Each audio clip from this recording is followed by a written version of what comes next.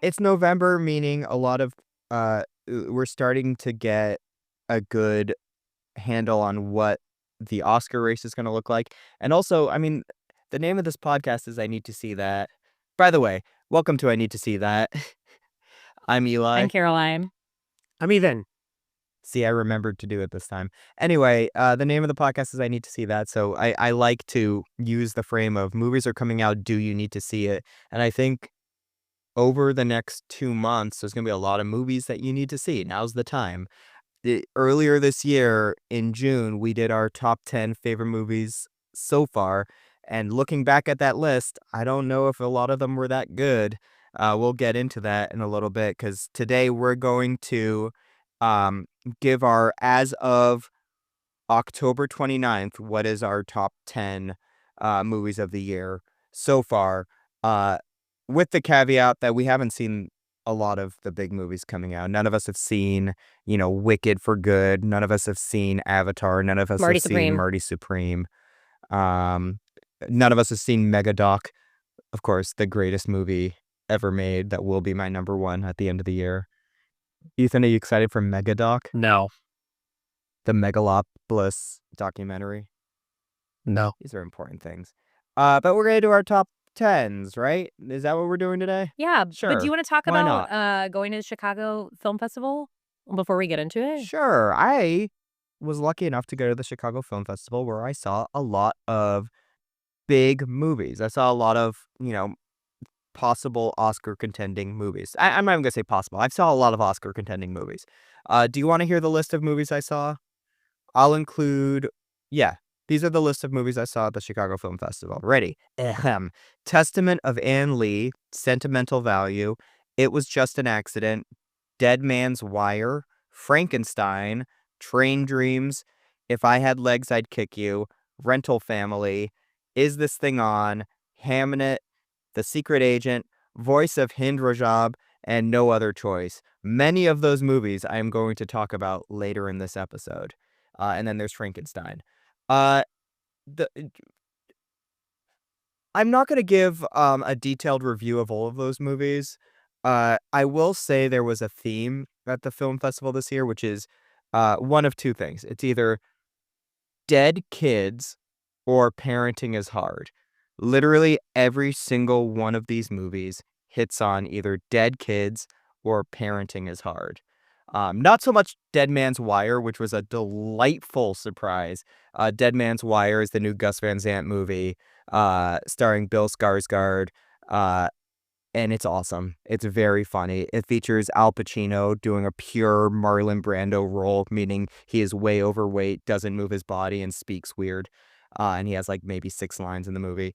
It's great. It's a great movie. The best part of the movie is it's based on a real hostage situation that took place. And at the end, you see clips of the actual hostage situation, and the guy looks like Stanley Tucci, but he was cast as Bill Skarsgård, a very pretty human being. And that's very funny to me. Also, in Dead Man's Wire is a great Coleman Domingo performance, who, as always, is our MVP of the year so far. And he has like 6 more things coming out. Can I say one thing about the Chicago Film Festival? Because I also got to go because Eli couldn't go and gave me a ticket. Do I have to pay you back for that ticket, by the way? I want you to take me to dim sum next time I see you. Hey, remember that time I bought you sushi and it was like $250 and then we went out to lunch and you're like, you made a big show up saying, this is on me. And then the bill came and it was $33. Yeah, I owe you a couple dim sums plus this movie ticket. I got a big bill with Eli right now. What can I say? Here's what I will say about the Chicago Film Festival is that, and I texted this to my sister, if you are a single lady, and not to be so heteronormative here, but if you are a single lady who is interested in... Stay the fuck out of my film festival. No, yeah, you're right, Ethan. We all agree with you. Who is interested in film, boy, should you go to the Chicago Film Festival because it is so many single men who look nice, don't know what goes on in their heart, but on the outside, they look very nice. Just like quoting Sean Fennessy to each other in the aisles, on the train home. It's just like a crop of men who also like and that's where they are. So like if you're a single lady and you're looking for for a person like Chicago Film Festival is just like such a great place to go meet some single men who might share a common interest with you. Ethan, are you pitching me a business idea where we make a movie-based dating app? It's called Letterbox. Letterboxd should add a dating section. That's It how you really know would be a good people idea. are dating already, because if you see them log a movie at the same time, then you know they're dating. Oh, smart. What a great way to track gossip. That's great. Yeah. Chicago Film Festival, I'm gonna say, one of the most well-organized film festivals I've ever attended. I have a rant that I need to say. If you show up 20 minutes late to a movie at a film festival, No, period. just Period. fucking kill yourself. Period. Just die. I don't know if I'm No, legally allowed I to wouldn't say say that. We have to die, check but with our you should lawyers. certainly get a toe cut off. Yeah. Like, listen, how many times was I watching, like, The Testament of Anne Lee, a movie that is slow and you have to pay attention to it, and they're doing dance moves, and you wanna know what's going on, you wanna hear the music. It's a great I actually really like that movie. And then when somebody comes in going, "It already started! It's dark in here," and they turn on their flashlight trying to find a seat. What are you doing? This ticket costs $40. This is What are you This is an doing? epidemic in general. Like, this happens all the time at AMC. They tell you when you buy your ticket, there's 25 to 30 minutes of trailers, and people are still late. People come. I saw Hamilton in theaters in September. I wrote about this. I logged this in Letterbox. These two people walked in, I think 30 to 40 minutes into Hamilton, and then he leans over and starts telling her the plot to Hamilton, and I was about to lose it. It's just like there's no movie etiquette anymore, and it is infuriating. And people need to go back to basics, and you need to go back to cotillion. Everyone's gotta go to cotillion. Can I one more story. I was seeing the movie Is This Thing On, the new Bradley Cooper movie about stand-up comedy. Good movie, innocent movie. I don't know what it's gonna do. I bet it makes money, but it's a good movie. Um, the people sitting in front of me who showed up late, they show up late and they're talking loudly to each other. And I'm trying to watch the movie, and it's two guys and a girl, and one of the guys starts kissing the girl, but they keep talking in between kissing. And I wanted to lean forward and say, "I love that you're in love, but this ticket cost me $30. I drove here from Milwaukee. Please shut up." And as I was leaning forward to do that, the guy stops kissing the girl and turns and kisses the other guy. And I went, "They're a throuple. I can't interfere." And I just sat there and let them kiss each other and talk the whole movie because I'm an ally of this MMF throuple. Ethan, would you have interrupted the throuple? Yeah. I don't care.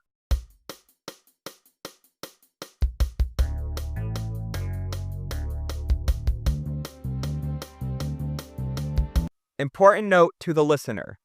This is not going to be our final top 10. This is very important.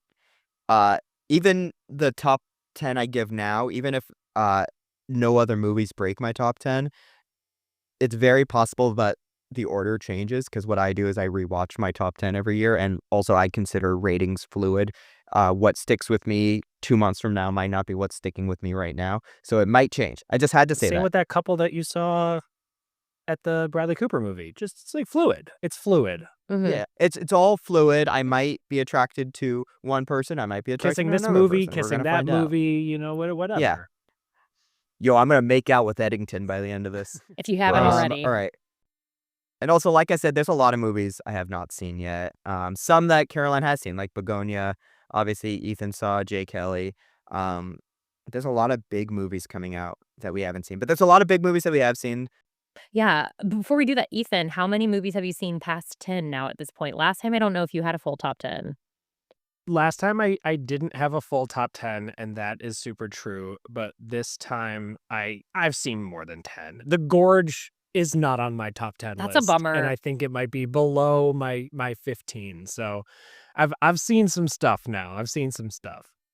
Okay, my number 10, it's still sticking with me. One of the greatest dinner fight scenes that could go toe-to-toe with the Housewives pantheon. Like, even I just watched last night Salt Lake City on a yacht. Honestly, Salt Lake City should be in my top 10. I think it's better than most of the movies I've seen this year, but it is not. By the way, no one would complain Yeah. if at the end of the year, your number 10 movie of the year is this season of Real Housewives of Salt Lake City, Uh, I would love Honestly, that the for you. episode of them at the Vineyard 2 weeks ago is one of the greatest housewives and episodes of television I've ever seen in the span of, like it's incredible, but, unfortunately, it is not on my list at this time, but this dinner scene that, Black Bag, directed by Steven Soderbergh, still one of the sexiest movies I've seen this year, a tight 95 minutes, a tight, sexy spy thriller that I really loved. Everyone in it is well cast, it's such a fun dialogue. I love the chemistry with Kate and Fassbender and, my diva from industry, Marisa, and Regé Jean, Pierce Brosnan. It's great. 10 out of 10, great time. Hey, my number 10 is also Black Bag. We did Um, it! What?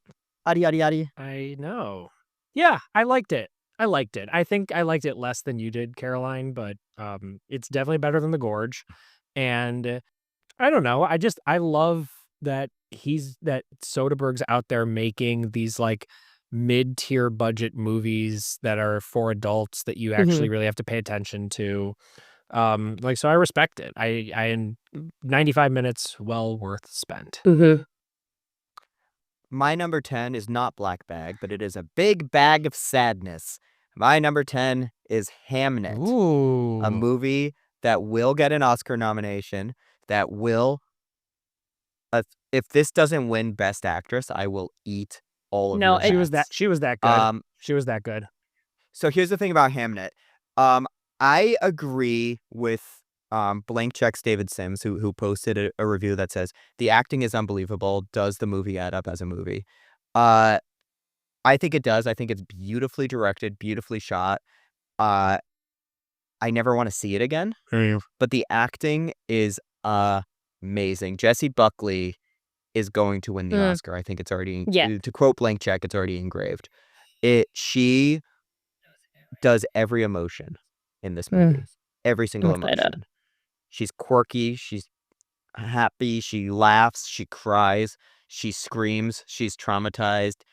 It's it's everything. I also have Paul Mescal as my lead, as my leading for supporting actor as of right now, because spoiler alert, I don't know if he's a supporting actor, but he's running for supporting Mm, actor. That's what he's going for the Oscars. He's incredible. He gives some great Shakespeare Hamlet soliloquies in the movie that I actually really liked. It is controversial because some people online are saying that it's extremely cheesy. This is not a spoiler alert. There's a scene where he clearly contemplates suicide and he starts saying Hamlet's soliloquy. Is that cheesy? Yes.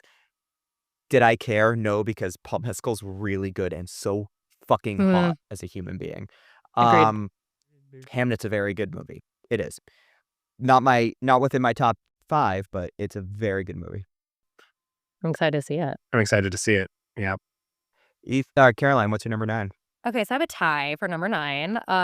There's like Cheating. similar. Well, it was hard. So my tie for number 9 is Twinless, written directed by James Sweeney, and Freakier Friday, directed by Nisha Ganatra. And similar but different. Twinless, I do think Dylan O'Brien's going to be nominated for an Oscar eventually. This movie is a strange film. I don't want to reveal the twist, but it's also very millennial humor in the best. There's a Forrest Whitaker joke I'm still thinking about that I could cackle about if I like thought about it right now. And like a very fun like Sims reference, and it's like it's worth seeking out. There is a wild twist that, uh yeah, it's interesting how it resolves itself. It's a weird movie that I really liked. I'm excited to see more of what James Sweeney does. And it has a great appearance from Jacob from Abbott Elementary. There's actually 2 Abbott Elementary actors on my list. And Freakier Friday, I went in with medium expectations. Like, we all love Lindsay. As a 36-year-old woman, I'm here to root for Lindsay Lohan till the end of time. I want her to succeed. That is all I want in this world. And this movie, she rocks. She is fantastic in it, but also Tina Butters in it as well, who plays her daughter, is amazing. Jamie is great, and it's a wonderful LA movie. It's great, like it's a lot of very local LA shots, but overall, it's such a great love letter to the various complex things in mother-daughter relationships, and there's a wonderful note about it at the end of the movie. It's fantastic. I had a great movie-going experience. We all had a great time in the theater. I can't recommend it enough. That's awesome. Nice. Yeah.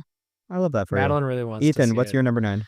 My number 9 is Jay Kelly, which I saw at the Chicago Film Festival. It was good. I would call it kind of mid-tier Baumbach, Baumbach, mid-tier Mr. Greta Gerwig. And there's Europe and there's Clooney and it's about movies and it definitely falls into the parenting is hard category of the theme of the year. There's a lot of talk about Sandler, and the more that I thought about it, I was like, he might get nominated because this is a showy movie and he's in it, and he clearly should have been nominated for Uncut Gems and like has weirdly this like due element to his career. But honestly, if this was like a different Baumbach guy playing this part, like if this was Ben Stiller, we would not be talking about it. The part's pretty surface level. I don't think that he's showing a side of himself that he hasn't done before. He's just kind of doing it in a drama. Um, and so it was good. You'll like it, but you won't. This movie is for people in their 60s at the end of their career. It's not about people in their 30s who are like in it with parenting, like the way that sounds like Hamnet is. Definitely, One Battle After Another is a little more about like a little bit ahead of us, Eli, but like closer to where we are in the parenting journey. Yeah. So I don't know. It was good. Watch it on Netflix. We all know that Adam Sandler is going to get his Oscar nomination, but it's really for Happy Gilmore 2, the amount of money that piece of shit made. My number 9, speaking of parenting is hard and dead kids, my number 9 is Train Dreams. Train Dreams is going to be the most underrated movie of the year. People are going to forget about it. I really hope that this is the Netflix movie that gets the Oscar nomination. It's so good. It's slow. It's atmospheric. It's Joel Edgerton. Joel Edgerton was at the festival. He introduced it, and he ended by saying, "I hope you like it." And then he stopped himself and went, "I don't say that anymore. I say, I hope you find meaning in this." Oh, cool. And I like that. it gave me friggin' goosebumps. People who did Sing Sing worked on Train Dreams. Sing Sing was one of my favorite movies of last year. William H. Macy, I'm starting a shadow campaign to get him nominated. He's in it for maybe 6 minutes, but he is so good in Train Dreams in a little role. Train Dreams is about lumberjacks building and cutting down wood and working on the train tracks. And it's a very slow, simple movie that broke my heart and devastated me, but I could not keep my eyes off of it. Unlike Hamnet, I do want to see Train Dreams again. It's just so beautiful. I highly recommend it. It's coming to Netflix. What breaks my heart is they showed it to us in 35 millimeter, and they said this is the first audience to ever see this movie in 35 millimeter. And it's really sad to sit there and watch a 35 millimeter movie, and the first thing you see is the Netflix logo. Yeah. Sure. And you're That's like, "What the depressing. fuck?" Sure. All right. Train Dreams, highly recommended. Gotta say, that's 2 ER doctor movies in a row, William H. Macy and George Clooney. I might have to do an ER Whoa. cameo list when I get to the end of season 15 of the top celebrity sightings. That's great. But my number 8 is Lurker, directed by Alex Russell. It is maybe the creepiest skin crawly movie-going experience I've had this year. It's about this guy. Again, this is another, like, very good LA movie. The guy works in this store, and this pop star comes in and sort of, like, finds his way into his life, and it like, all of us were like there were different moments where I just felt so uncomfortable as things were happening, but they do such a good job of seeing, like, how I think, like, as a performer, like, you like the people who are this attracted to you and your light and everything, but how quickly that can change and how they can have power over you, and the ending of it is, like, it goes very far. I can't recommend it enough. It's the cousin in Saltburn is the pop star, Mhm. but Yep. also Tyreek from, Abbott Elementary, the, Janine's ex-boyfriend is so it's just endlessly watchable for me, but it's, like, worth seeking out. I think it's on Mubi now. Yeah, It's it's on like movie, it's great. yeah, it's fantastic. I really loved it, and I'm glad it got, like, a nomination at the Gotham Awards because it was, like, such a little movie that I'm glad it's seeing some recognition. Ethan, what's your number 8? Uh, Mission Impossible 8, I really almost dropped it from my list because I think the more I think about it, the more I'm like, "Oh, they really didn't land the plane," but that last scene with Eh. No, the It was a great they planes. didn't. He jumps time. out. I He know. jumps out of the plane. The last scene with the planes is just so fucking good that I can't it will Oh, yeah. be off my list by the end of this year, I'm sure of it, but, like, that plane really good. Remember when the bad guy's like, "Hey, I only have 1 parachute. You're doomed." And then Ethan Hunt pulls out another Hell parachute. yeah. It was And you're like, great. "What?" Hell yeah. And when he's swimming Um, underwater, Hell yeah. it's great. alright. So my number 10 was Hamnet, my number 9 was Train Dreams. It's hard to go to see a bunch of movies and get confused and be like, "This movie's sad, it must be good. This movie's really depressing, it must be good." And I'm here to say, good movies don't have to be sad and depressing. They also don't have to be art house schlock. Fuck you, my number 8 is Final Destination: Bloodlines, a masterpiece of a I was movie waiting. that Caroline, you rolled your eyes, but you have to see this movie. Final Destination: Bloodlines is a masterpiece, perfect 10 out of 10 movie. Look, I know you're listening to this and you heard me and you're like, Hamnet, ooh, Train Dreams. Oh, this guy knows what he's talking about. And now I'm saying Final Destination Bloodlines, and you're like, what the hell are you talking about? Go see the movie. It is perfect. It is the most fun I have ever had. The last time I had this much fun in a movie, I was seeing Scott Pilgrim versus the World in theaters. Mm. I think Final Destination Bloodline is a masterpiece beyond masterpieces, and I highly recommend it. Caroline, what's your number 7? My number 7 is a little movie called Roofman. I want I think more people should be seeing this movie. I think it is does so many things so well, and I think that yes, it's based off a true story, but to see Kiki and Channing really pop off in the way that they are, but it does such a good job of exploring, like, what it is like as a father to feel like I need to do this to make my kids happy and this is like why he's like driven to this the extremes that he is to like make these things happen, but the actual logistics of how this all like worked out in both real life and for the movie. Again, I can't stop thinking about the fact one, of course, and it's a North Carolina coded movie. This is always going to rank very high for me.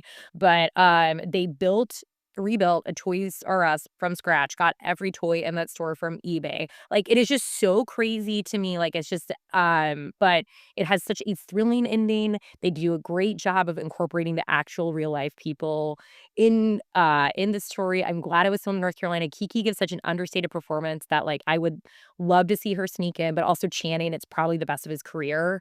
I would always have been in big Channing Tatum fans since She's the Man, and I think that like this is a movie worth seeking out. I wanna see Hell it. yeah. Yeah. Uh, and it's Peter Dinklage summer, so let's do it. We Mhm. love Peter. We stand Dinklage. Ethan, what's your number 7? Eli's right. It's Final Destination Bloodlines.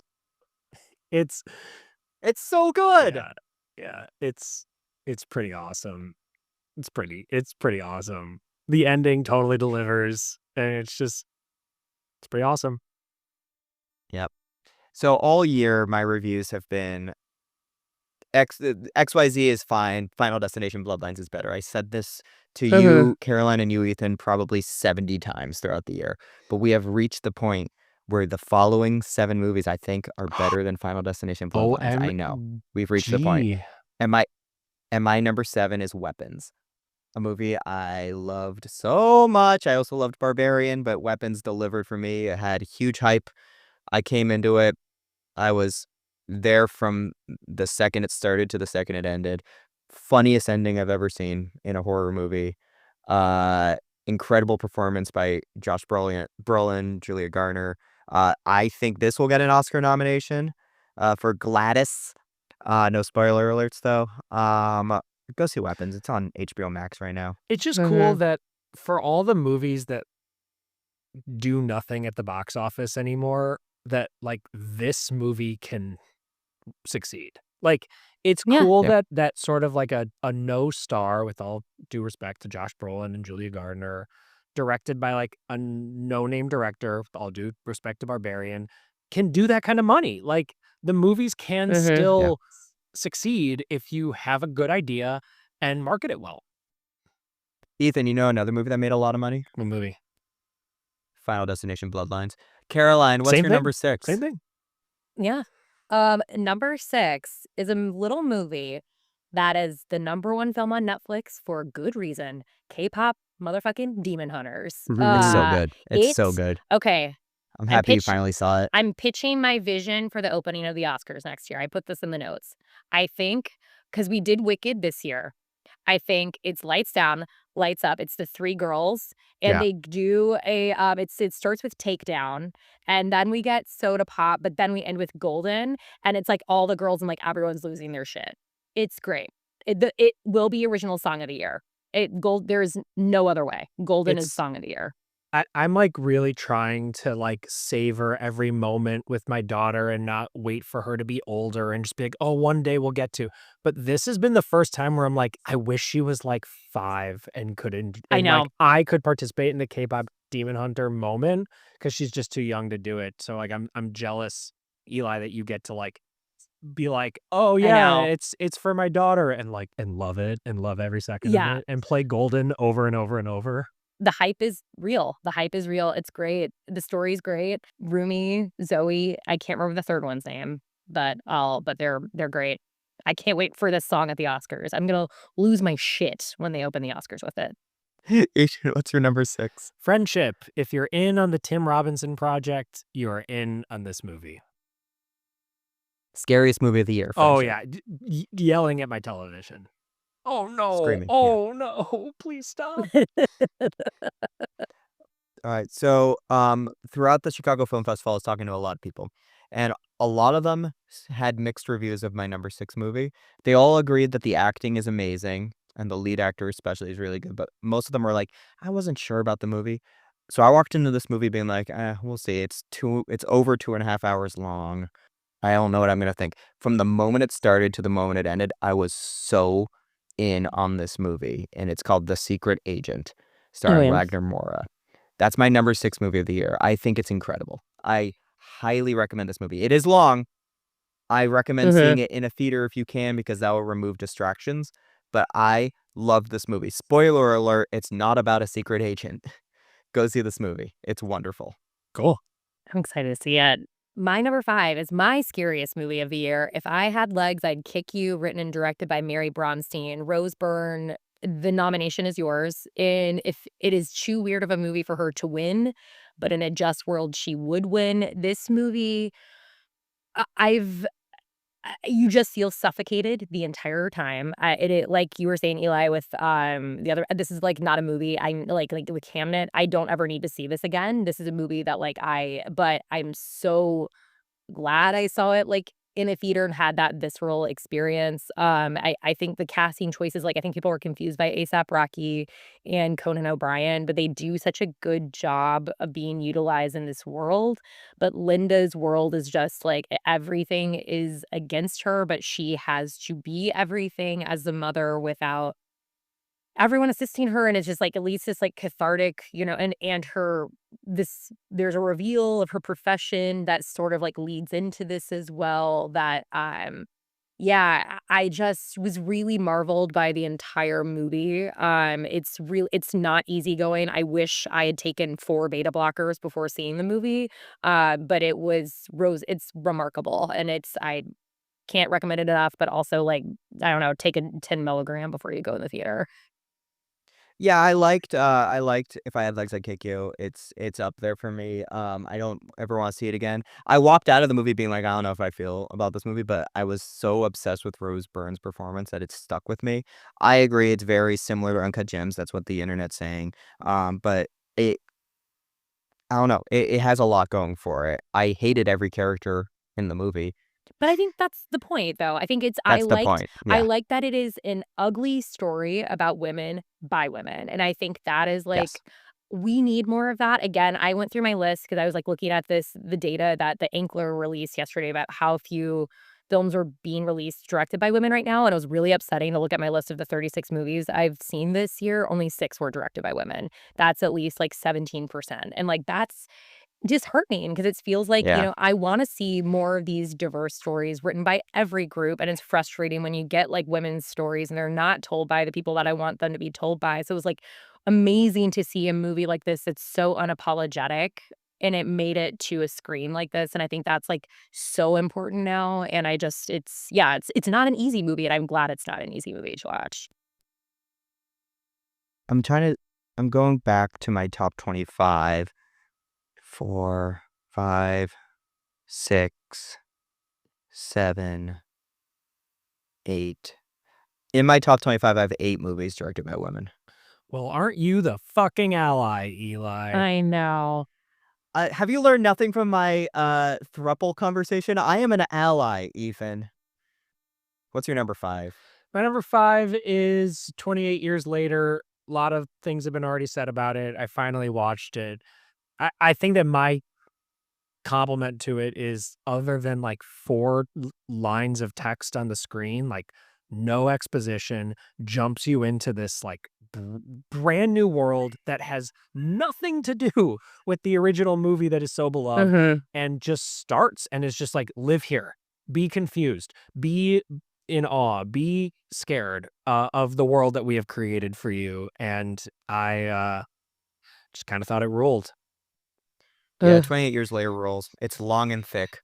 Alright, my number 5 is Caroline hated that. My number He's 5 talking about the is giant hog on those yeah, the zombies. huge rubber penis in that movie.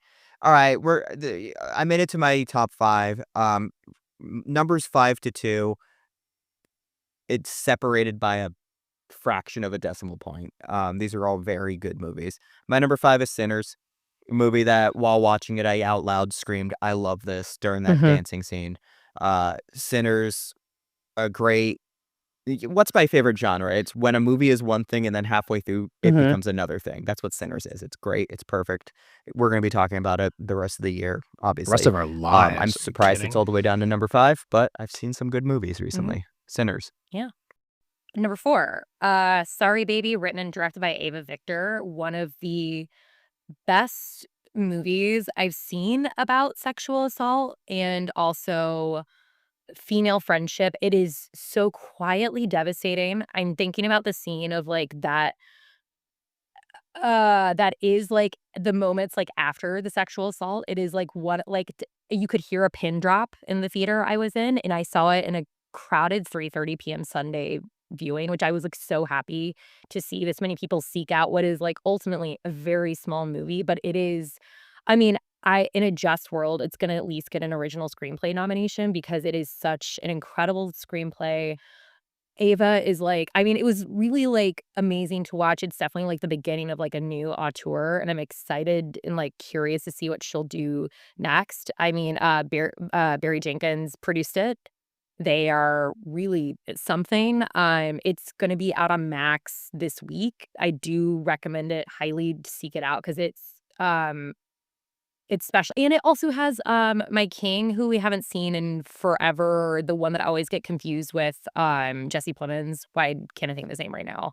That was Oh, in Lucas no. Hedges? Lucas Hedges. Yeah, he's not been in much Yeah, lately. where's Lucas Hedges been? I I don't thought you were gonna say know. John Carroll Lynch is your king, Oh, which also also, true. yes, that scene is yeah, there's just, like, a lot of, like, very wonderful, quiet moments, but Lucas Hedges, I was really happy to see because we haven't seen him in anything, and yeah, really, I recommend seeking this out. I can't stop thinking about it. Ava Victor, you mentioned you wanna know what they are doing next. Do you know about the movie Behemoth? No.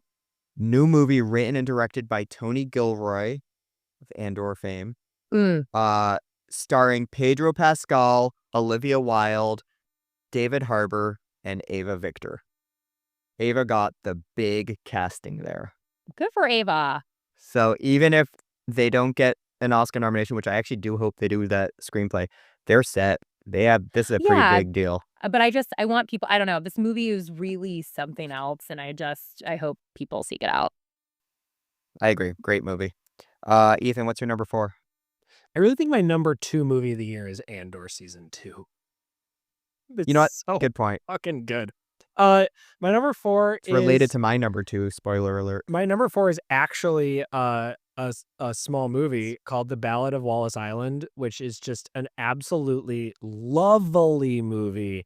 It's on Prime right now. It's like 100 minutes long.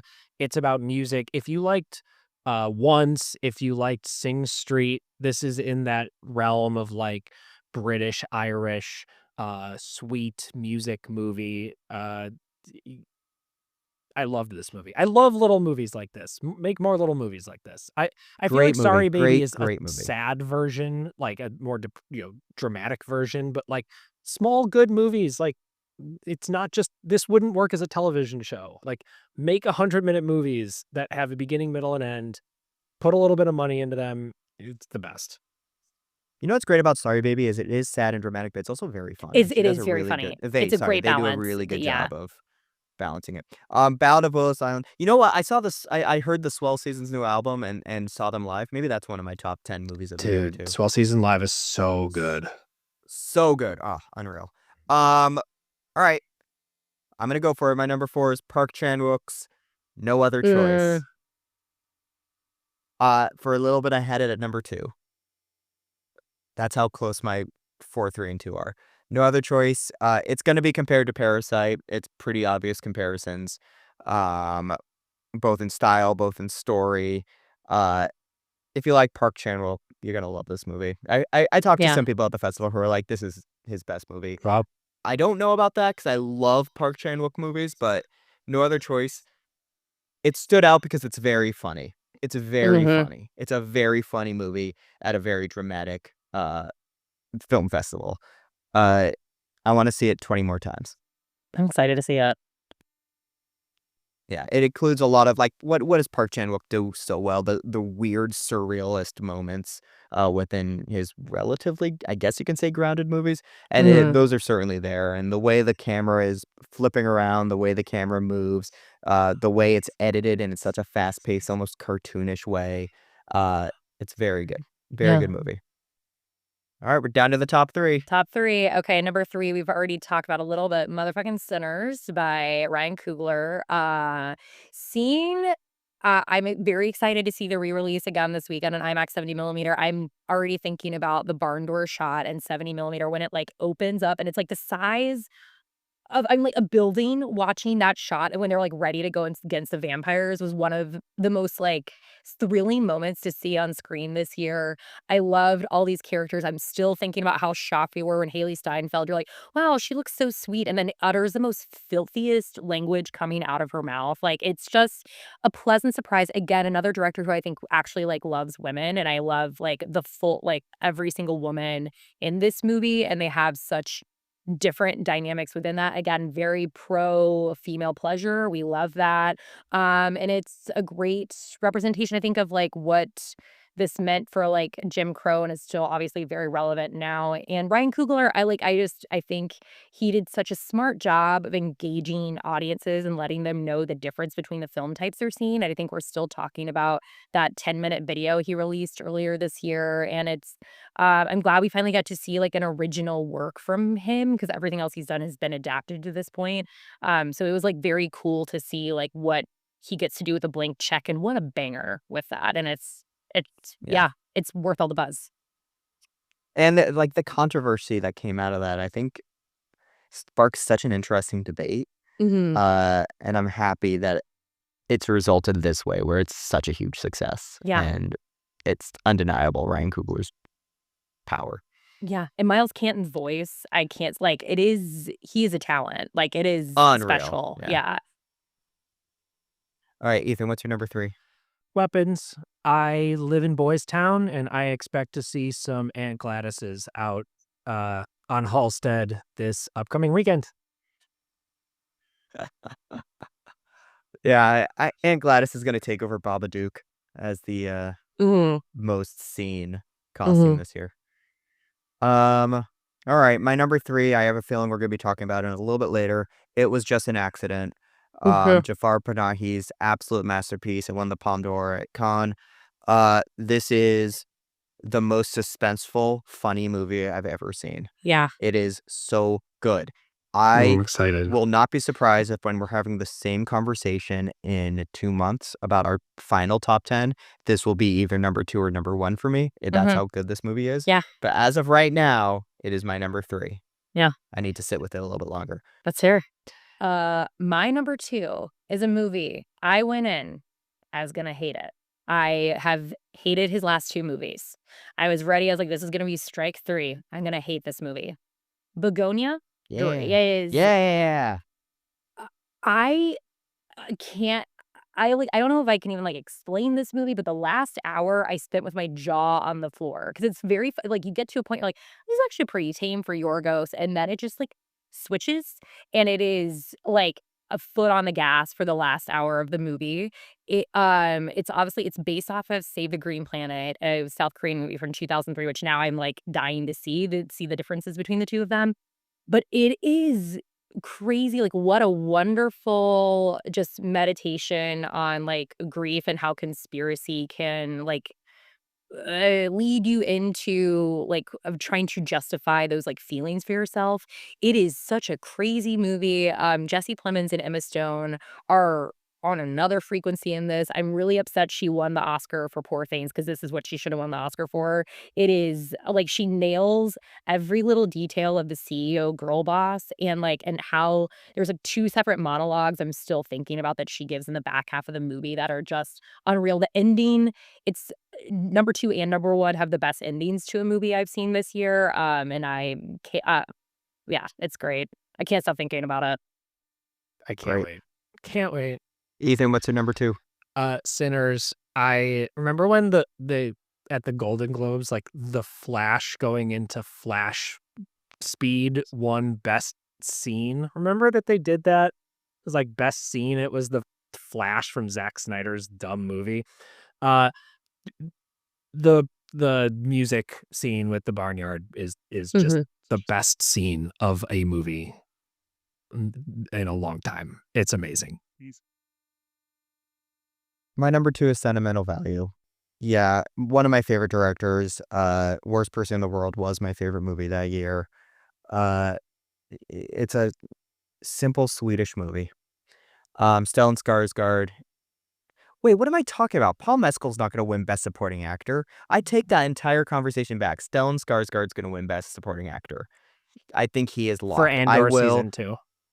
I will put all of my money. I will put my I can't wait. Jesse Buckley Oscar pick on Stellan Skarsgård for Sentimental Value. Not only because he's incredible in this movie, because he doesn't do much. He doesn't have the same monologues as Paul Mescal has, but it's part of career award. But also, I don't think he's ever been better, and I do include Mhm. Andor in this. He's Mamma incredible in Mia? this movie as a famous. Yeah, I include Mamma Mia and Mamma Mia 2 in this. Um, he is a director who wants to film his daughter in a movie, and he's trying to come back to that. Uh, There is a moment where he is talking with the press about this movie, and they go, "You picked Netflix, it's not gonna be in theaters." And he goes, "No, it'll be in theaters." And everyone around him looks at each other, and it is the funniest Netflix joke I've ever that heard in is my life. amazing. Um, it's very sweet. It hit me specifically. Um, yeah, I wanna see it 100 more Do times. you know what's Sentimental crazy? Value. He's never been nominated for an Oscar. No, no, No, he I hasn't think this been. is his win. And you're It's just like, time. He also had a stroke, and he needs earpieces now to remember his lines, and you cannot tell, like, he's so good in this movie. I feel like that scene in Good Will Hunting when Will burns the homework and he's like, "Do you know how easy this is for me?" And like he gets emotion. Like he should have won Best Supporting Actor that year if the other supporting actor in his Wasn't Rob movie just Williams. wasn't like that much better than him. But he's like he's a great actor. Yeah. Great actor. So we've made it to our number 1 movie so far as of October 29th. Um, Ethan and I are white males, so we both know exactly what our number 1 movie is gonna be. But before we get to that, Caroline, what What are your shout outs? Okay, some of my shout outs. Kiss of the Spider Woman. If you are complaining about the coloring in Wicked, which I had no issues with, but Bill Condon does an amazing job of the Technicolor in Kiss of the Spider Woman. The story is so beyond relevant. My only like and J Lo gives there's a choreography I'm still thinking about. I don't know how she did it, where she like does like she's holding a glass of champagne and like is all the way bent down on her back and holding and like it's insane. It's worth watching for her choreography, and Tony Tua is also amazing. But ultimately, the music, it's not Candor and Ebb's most memorable music, but the story itself is, like, very relevant. The Perfect Neighbor, it was won Best Directing at Sundance this year. Mhm. Haunting documentary about the Stand Your Ground law that's, like, all found or all recovered footage. It's devastating, an important watch that I recommend. And one I didn't talk about last time that's come out since then, Downton Abbey: The Final Chapter. It was so pleasant, so wonderful, a great ending to such a, like, lovely show and did such a great homage to, like, all these characters, and, shout out to the diva that I walked past, going to my seat who was like, "Sorry, I got here early because I needed to make sure I had my full cup of wine," and that is my audience and my demographic, and I love all of you at Downton Abbey. I remember Michelle and I went to see a movie in Austin, Texas. I forget what movie it was, but she ordered wine and they said, "Do you want small or large?" And she saw the person in front of them get like a pretty heavy pour in a You wine get the glass, movie so she theater said pour. large. They filled a Yeah. wine in a pint glass and gave it to her. And I have this great picture of her being like, "What the fuck do I do with this?" Oh, yeah, Kathleen Anyway, Gibson and I love a movie theater pour. We would used to go to RIP, love a movie theater pour. the, ArcLight, and then we would go to the Mariano's and get the wine before. It's great. Hell yeah. That's illegal. Uh, Caroline, what's your number one? Yeah, my number 1 is It Was Just an Accident.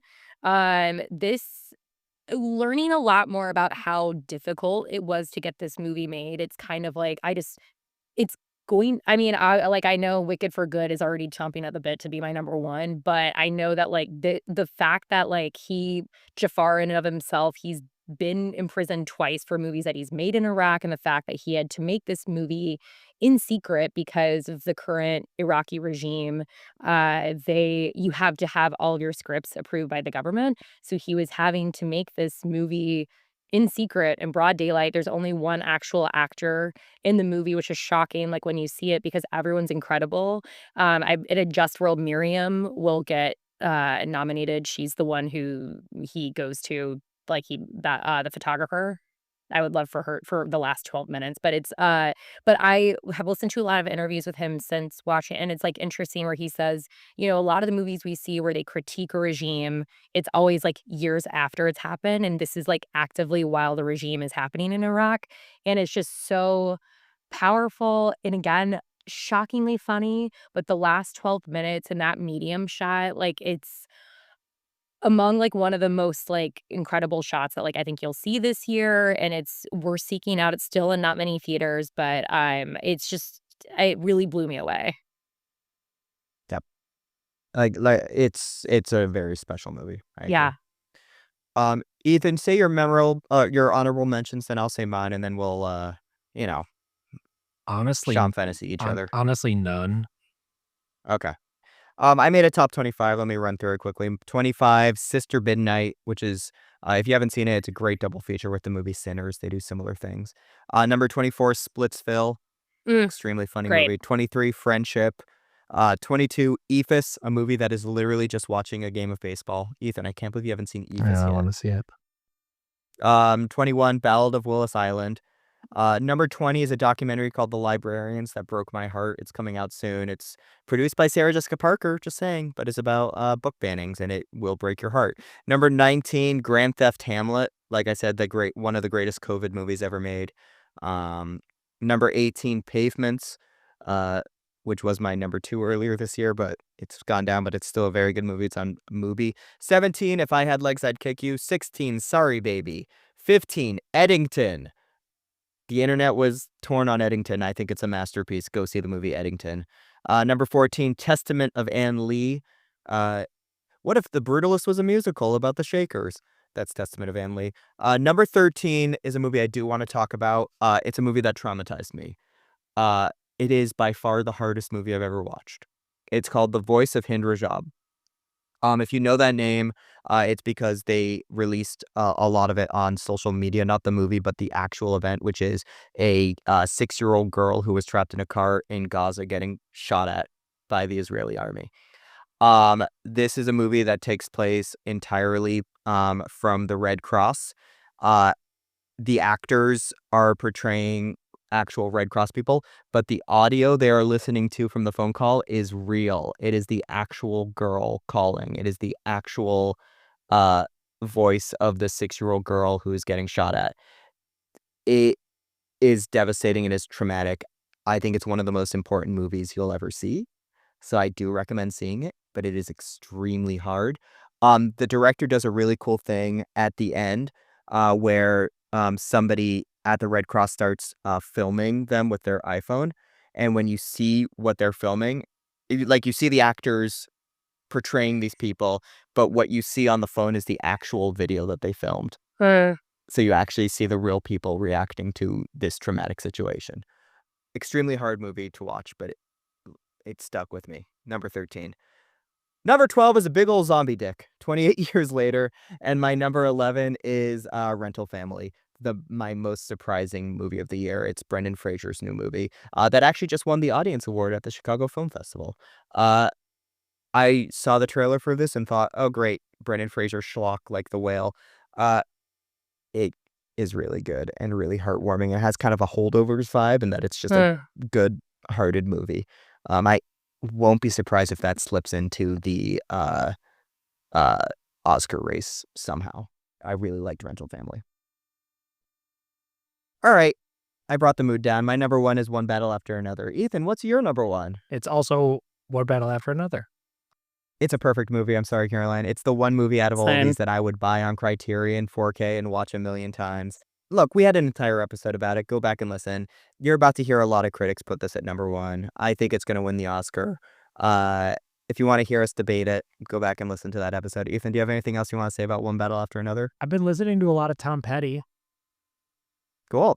I really feel if on Oscar nomination morning that this is like 13 nomination deep, it's like it's over, call it. It'll be an Oppenheimer type situation. We can just call it. I don't. Let's see. I don't know. The Wicked for Good reviews are looking pretty Yeah, good. honestly, don't sleep on Wicked for Good. Don't sleep on Avatar 3. Don't sleep on Hamnet. Not everyone loved the movie, but I think it's gonna be a Shakespeare in Love situation where it comes Yeah, down to I could see that. Hamnet versus One Battle After Another. I really like Shakespeare in Love, by the way. I actually It's think great. it is a better movie than Saving Private Ryan. Yeah, I don't disagree. I don't think Hey, I've ever seen Ethan, Saving Steven Private Ryan. Spielberg is listening to this, and he's so mad at you. I'm sorry, Steve. I like other of your movies better that should have won Best Picture in those respective years. But 2021. Yeah, you know what, Steve? Stop wearing those hats. Go back to directing good movies. Stop wearing those weird hats that you wear while directing. He wears weird hats. you're Google it. wearing a weird hat right now, Eli. I'm not. This is a coffee shop from Austin, Texas called Desnudo. That's a lot of Austin mentions this episode. Yeah, what's going on? I actually am going to Austin for a week in a couple weeks. Before we wrap up, can we do a quick little moment for Diane? Because I put that in the doc. Ethan, as a fellow Jewish human being, how many times have you seen Annie Hall? So many. Unlimited. It's The just answer's- like whatever you feel about Woody, like you're more than entitled to feel for sure. That movie is perfect and she is perfect in it, and it is the template for romantic comedies for the last 50 years. And if you have like a no Woody policy, I don't blame you. This would be the exception, and you watch it for her because she truly did something unique in that movie. And like, I don't know how many times we can say that an actor really did something unique, and she Yeah. did in that movie. I don't know. I've been so emotional thinking about losing Diane because like she is so much of the core of like I think for me and like a lot of other women that she's like so she was so unequivocally herself, and, like, I think about the last, like, 5 minutes of The First Wives Club. I just saw like, The First Wives Club is a banger start to finish. If you haven't watched it recently, it is every single one of them is operating on another frequency, but she's so undeniable when she finally, like, screams in that movie, and it's just like she's does the perfect freak out every movie. I just saw Baby Boom for the first time is on Tubi, incredible freak out scene there, but, like, every Nancy Meyers, like, Something's Gotta Give. It was is such a unique Oscar nomination. If you, like, rewatch it, it's like it's just her being a magnetic, attractive woman in her 50s, and I just loved that that's I don't know, she was there's never another Diane Keaton. We were so lucky to, like, have her. Yeah. Very tough loss. She was in the fucking Godfather. I mean, like, oh Yeah, my god. You yeah, know? Yeah. I know. R.I.P. Diane Keaton. What a fun conversation about dead kids, Diane Keaton, Gaza. Ethan, take us out. My favorite line in the Ballad of Wallace Island is when the guy just goes, "Wowzers trousers." And so, wowzers trousers. All right, that's our show. We'll see you next week when we talk about more movies. Bye. Bye.